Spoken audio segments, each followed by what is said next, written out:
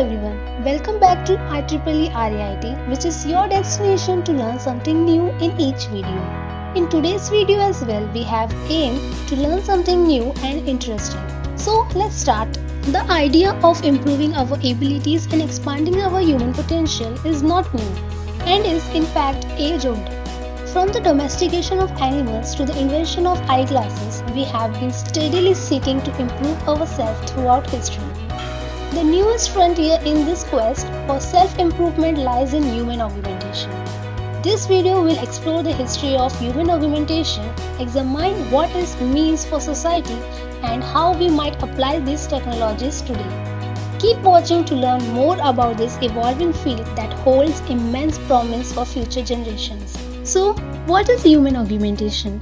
Technological advancements that enhance human capabilities are considered to be human augmentation or human enhancement. There are two primary types of human augmentation: physical and cognitive.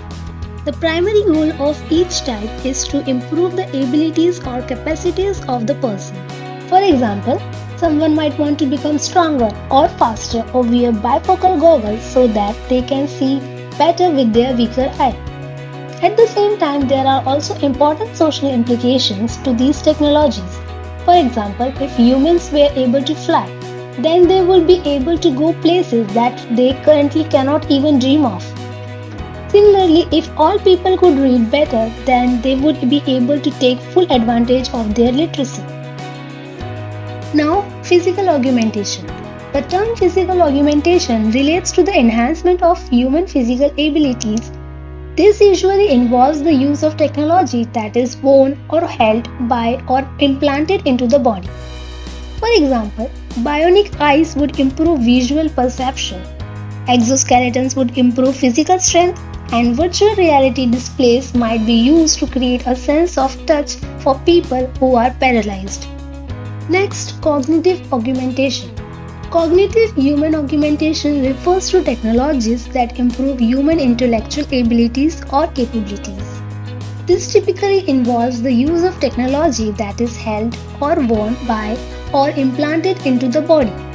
For example, psychedelics would enhance a person's ability to make decisions and solve problems. This topic is not just for science fiction anymore. Be capable of achieving what seems to be impossible with the help of technology. Hoverboards are now a reality, as are mechanical computers that can beat your chess game or solve your complicated calculus problems. While many people may remain skeptical about these technologies, they have begun to proliferate at an increasing rate. Advancements in human augmentation will only be getting more and more common. Moving forward, so it's worth taking a moment to reflect on how much change this will have on our society as a whole.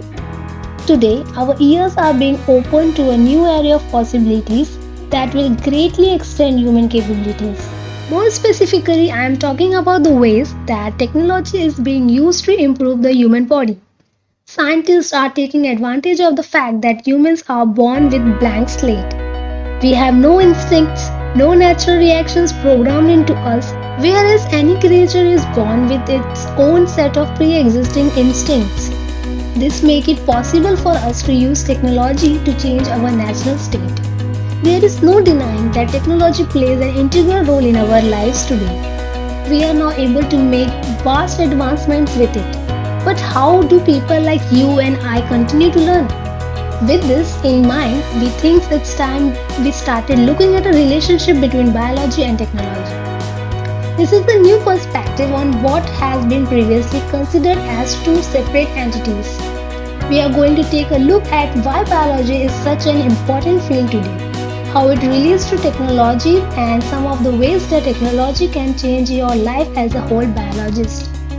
Let's get started. Biology and technology go hand in hand, and here we will explore their correlations and its implications. Many technologies use biology as a base. For example, medical robotics uses the idea of animal models to ensure the accuracy of anticipated outcomes. Technology has been particularly successful in becoming more scientific, from robotic design to carry out injections to computers with 3D imaging capabilities. In the past few decades, new technologies have blazed a trail of new developments in biology.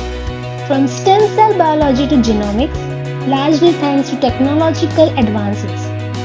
As stated by Dr. Robert Lanza, CEO of Advanced Cell Technology, technology will be used to improve the life of the people. I think that in 20 years or so, everything will be about genetic engineering or nanotechnology.